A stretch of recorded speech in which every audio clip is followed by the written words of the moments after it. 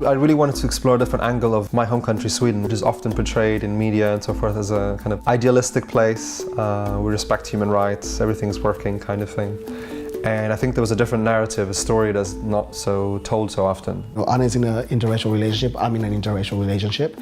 And what we really are excited about is this idea that this speaks to what we know in our own lives about how relationships are affected by the outside world. The incident is about something that happens where the Zimbabwean character is teaching in a school in Sweden and is accused of something happening, of her doing something to a student, which then doesn't only have repercussions for her in her relationship with her partner, but then is picked up on by the larger community. The Zimbabwean woman has moved to Sweden, experiences Sweden in a very different way to her Swedish partner. Essentially, it's asking, can we ever really have a frank discussion about these issues without our own prejudices getting in the way?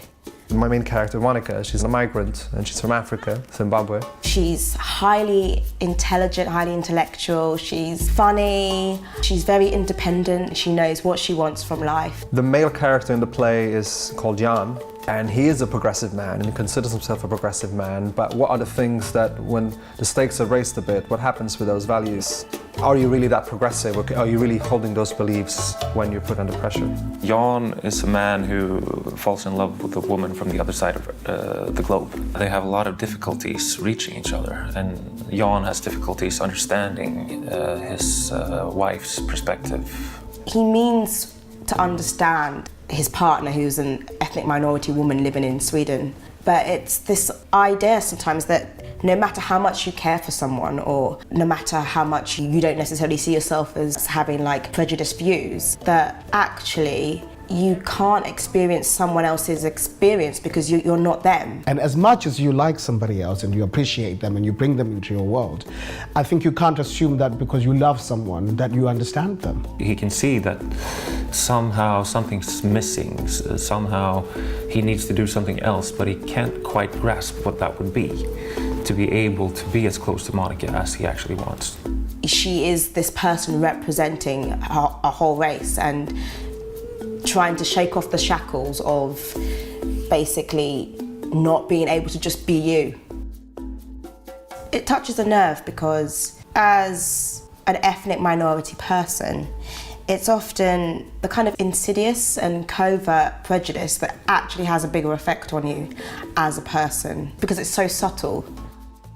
It's universal just because I think people are now thinking about what is it to be from one place and what is it to leave that place and assume another culture. You're now this sort of third space person. And I think we're experiencing that around the world because of just how interconnected the world has become. I think everyone who comes to the incident will find something that really resonates with them. I think people who have moved from one place to another will really be able to identify with Monica's character. I think people who have stayed in one place and who really feel like they know who they are and they have a sense of where they're from will really resonate with Jan. And I also think that it touches on, through this beautiful love story, ends up touching on these tricky subjects that we just don't get to talk about, we don't get to see. And if we do talk about them, we kind of do it out of the side of our mouths or brush it under the rug. And I hope people find it a little liberating. Now we're running the play with post-show discussions, and we also have a workshop where people could sort of explore these issues during 6 hours of games and different things. And this is because one of the aims of the play that we wanted to do is to open up a dialogue and start talking about these things with the audience, to have that conversation. The most exciting thing is that it's very relevant.